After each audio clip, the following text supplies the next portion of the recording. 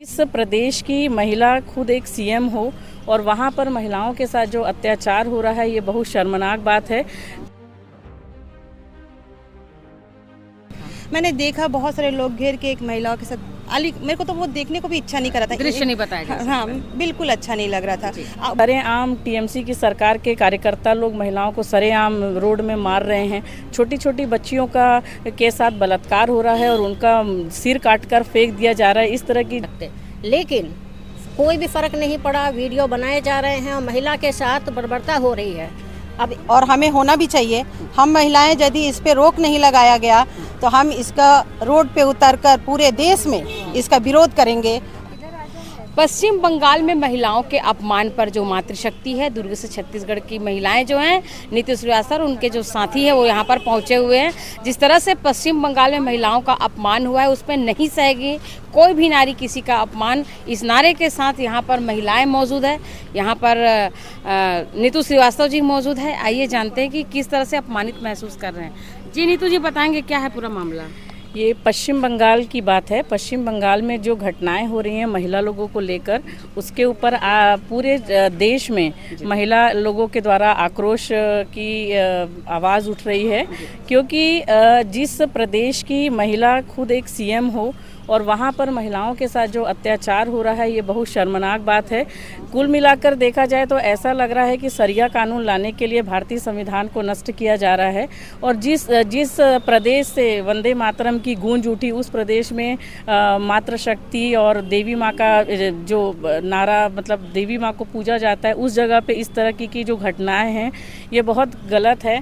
महिलाओं को सरेआम टीएमसी की सरकार के कार्यकर्ता लोग महिलाओं को सरेआम रोड में मार रहे हैं। छोटी छोटी बच्चियों के साथ बलात्कार हो रहा है और उनका सिर काटकर फेंक दिया जा रहा है। इस तरह की जो घटना है ये बहुत अच्छी नहीं है और इसका प्रभाव पूरे देश में पड़ता है।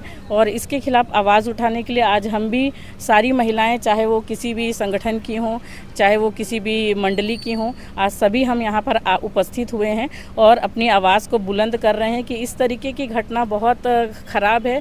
हमारा निवेदन है यशस्वी प्रधानमंत्री जी से और हमारे गृह मंत्री जी से कि आप ऐसा कुछ करिए ताकि वहाँ पर राष्ट्रपति कानून लागू हो और वो पश्चिम बंगाल की महिलाओं को की शारीरिक और मानसिक स्थिति जो खराब है उसके लिए भी कुछ कीजिए ताकि उनको भी थोड़ी सुरक्षा मिल सके। और मैं यही चाहूँगी। क्या महिलाओं को एक्शन लेने की जरूरत है या फिर इस तरह की नारेबाजी या फिर विज्ञप्ति से कुछ होने वाला है? देखिए, एक्शन लेने की तो बहुत ज़रूरत है कि जब एक महिला अपने घर में रहती है, समाज में रहती है और जहाँ कहीं भी संगठन कहीं जगह भी महिला रहती है तो वो अपनी उसके साथ जो भी अत्याचार होता है उसको वो कैसे उठाएगी। तो उस अत्याचार को उठाने के लिए उसको कहीं ना कहीं रोड पे आना पड़ता है और शासन प्रशासन के सामने अपनी बातें रखनी पड़ती है। हिंसक चाहे किसी भी प्रकार को हिंसक जो है वो हिंसक घटनाएं होती है। हिंसक से लड़ने के लिए महिलाएं सबल क्यों नहीं होती? देखिए, कहीं ना कहीं महिलाएं सबल है। महिलाओं को तो फिर सारी चीज़ बर्दाश्त क्यों करती हैं? उसकी भी कोई वजह होती है। जब एक महिला के ऊपर कोई अत्याचार होता है तो कहीं ना कहीं उसके पीछे उसका परिवार भी होता है कि तुम आवाज़ को मत उठाओ, क्योंकि अगर तुम्हारी आवाज़ उठेगी तो तुम्हारे ऊपर कुछ गुंडे मवाली कुछ परेशान कर देंगे या पुलिस के भागदौड़ में अगर आप रहोगे तो उसका असर घर पर पड़ेगा, समाज पर पड़ेगा। तो कहीं ना कहीं महिला आगे आना चाहती है लेकिन परिवार के कारण, समाज के कारण और देश में कुछ ऐसी चीज़ें हैं जिसकी वजह से महिलाओं को अपनी जगह पर रुकना पड़ जाता है। शरिया कानून की बात कर रहे थे, क्यों ऐसा लगता है कि भारत में क्या शरिया कानून लाना है? क्यों ऐसा लगता है आपको? क्योंकि देखिए, शरिया कानून का मैं ये कहना चाहूँगी कि हिंदुस्तान में भारतीय संविधान को ख़त्म करने के लिए जिस प्रदेश में मुस्लिम समुदाय ज़्यादा होते जा रहा है वहाँ पर कहीं ना कहीं ऐसा लग रहा है कि शरिया कानून को लाया जा रहा है और भारत के संविधान को ख़त्म किया जा रहा है। हिंसा तो कोई भी फैला सकता है, इसमें जातिवाद का होना बहुत जरूरी है। देखिए, जातिवाद की बात मैं ये नहीं कहूँगी हिंसा फैलाने की और जातिवाद की, लेकिन कहीं ना कहीं कुछ तो प्रभाव पड़ता ही है। जी, अभी आप लोग क्या करने वाले हैं? अभी हम कलेक्टर महोदय को ज्ञापन देने वाले हैं। और ज्ञापन से कुछ होने वाला है? मैं आपसे पूछना चाह रही हूँ। देखिए कोशिश करने कोशिश वालों की की कभी हार नहीं होती और हम एक महिला होने के नाते हम अपने तरफ से पूरी कोशिश करेंगे और हम चाहेंगे कि शासन प्रशासन भी हमारा साथ दे और हम महिलाओं की बातों को रखें। हमारा फ़र्ज़ है कि हम अपनी बात को कलेक्टर महोदया के समक्ष प्रस्तुत करना चाहते हैं और कर रहे हैं। आगे उनको शासन प्रशासन जो भी निर्णय लेगा जी उसमें हम बहुत साथ बहुत हैं। धन्यवाद। नमस्कार, मेरा नाम डिलीमा मजुमदार है। हम ये छोटा सा प्रयास करके कम से कम कलेक्टर महोदया को ये दिखाना तो चाहते हैं कि वहाँ पे जो अत्याचार हो रहा है वो क्यों, महिला होने के नाते वो क्यों बर्दाश्त करे, और हम वो वीडियो देख के हम भी बर्दाश्त नहीं कर पा रहे। आज उनके साथ हुआ, कल हमारे साथ भी वीडियो हो में सकता आपने है। क्या देखा? मैंने देखा बहुत सारे लोग घेर के एक महिलाओं के साथ मेरे को तो वो देखने को भी इच्छा नहीं कर रहा था। दृश्य नहीं बताया जा सकता। हाँ, बिल्कुल अच्छा नहीं लग रहा था। वो एक सबसे पहले इंसान है, किसी पे अत्याचार होना बहुत गलत है। अगर हमारे थोड़े से इस कदम से इससे हमारे प्रधानमंत्री, हमारे राष्ट्रपति महोदया के पास अगर ये चीज़ जाती है कि सब पूरे भारत देश में हम विरोध कर रहे हैं, तो बिल्कुल हम इस विरोध के लिए शामिल हैं। हम चाहते हैं कि किसी भी महिला पर किसी भी प्रकार का अत्याचार ना हो, उसे अच्छे से जीने का अधिकार है। हम बस यही चाहते हैं। जी जी, आप कुछ कहना चाहेंगे? जी, मैं टाटा शोभा। जी मैं यही कहना चाहूँगी, जो पश्चिम बंगाल में अभी तक जो वीडियो भी वायरल हुआ है और वीडियो वायरल के पहले भी घटनाएं इस प्रकार की बहुत हो रही है, महिलाओं के ऊपर अत्याचार। जिस प्रकार से वीडियो वायरल हुआ है कि बीच सड़क में महिला के साथ जो बर्बरता की गई है, उसको पीटा गया है, लोग वहाँ खड़े होकर वीडियो बना रहे हैं, लेकिन उसकी सुरक्षा का किसी को भी मतलब ध्यान नहीं है कि इस महिला को पहले हम खड़ा करें निर्वस्त्र होकर के। उसको हम बोल भी नहीं सकते क्योंकि एक महिला है, सबका शरीर सबका अंग वही है, हम बोल नहीं सकते। लेकिन कोई भी फ़र्क नहीं पड़ा, वीडियो बनाए जा रहे हैं और महिला के साथ बर्बरता हो रही है। अब एक क्वेश्चन ये आता है, क्या महिला लोग कुछ कर नहीं सकते? बहुत कुछ कर सकते हैं। महिला कुछ करने जाती है, वहाँ पे पश्चिम बंगाल की खास तौर से मैं बात कर रही हूँ, उनके घर के आगे कूड़ा फेंक दिया जाता है या उनके पीछे गुंडे मवाली लगा दिए जाते हैं। और ये वहाँ की सत्य घटना है, ऐसा नहीं है कि सुनी सुनाई घटना है, और ये आए दिन ये सब हो रहा है। तो इसीलिए हम गृह मंत्री से निवेदन क्या वजह लगता है इस सब कृत होने का?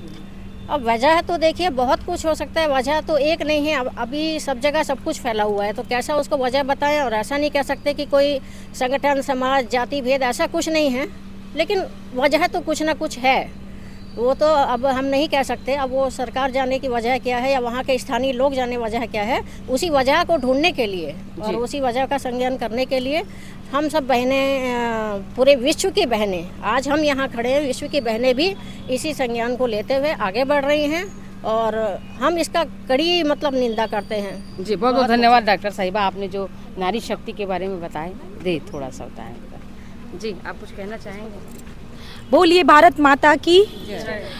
आपका एक प्रश्न था आदरणीय महोदया जी कि आपने कहा कि क्या नारियों को सहना चाहिए, क्या महिलाओं को सहना चाहिए। बिल्कुल मैं इस बात पे एग्री नहीं हूँ, किसी को भी सहना नहीं चाहिए, क्योंकि मेरा देश स्वतंत्र भारत है, हम स्वतंत्र भारत के स्वतंत्र नागरिक हैं और यहाँ हर समुदाय को स्वतंत्रता से जीने का अधिकार है। सभी धर्मों का सम्मान होना है और सभी धर्मों का सम्मान बराबर रूप में किया जाता है। फिर क्यों ऐसा होता है कि हम सहें या सुने, जहाँ नारी को कहा जाता है कि वो लक्ष्मी स्वरूपा है। आप देखे हैं कि हम केवल अपनी संस्कृति को फॉलो करते हैं, हम पहले शांति फिर क्रांति की बात करते हैं। हम जहाँ शांति का देश हमारा है, अगर शांति से नहीं सुना चाहे, शांति से आपकी बात नहीं सुना जाएगा, तो क्या क्रांति की तरफ कदम बढ़ाएंगे आप लोग? बिल्कुल कदम बढ़ाएंगे। करेंगे आप लोग? क्योंकि आज आप देख रहे हैं कि हम प्रेम पूर्वक अपनी वेदनाओं को आदरणीय कलेक्टर महोदया जी को ज्ञापन के रूप में सौंपने आए हैं, ताकि हमारी जितनी भी बहनें यहाँ है पूरे भारतवर्ष, क्या विश्व भर की नारी तो नारी है ना, सभी सम्माननीय हैं, सभी आदरणीय हैं। तो इस माध्यम से हम वहाँ तक अपनी भावनाओं को, अपनी वेदनाओं को पहुँचाने आए हैं। मेरा नाम श्रीमती ललेश्वरी साहू है और मैं जीविका स्व सहायता समूह की अध्यक्ष हूँ। बहुत बहुत धन्यवाद। पश्चिम बंगाल में जो भी हुआ उसके खिलाफ तो हम है ही हैं और हमें होना भी चाहिए।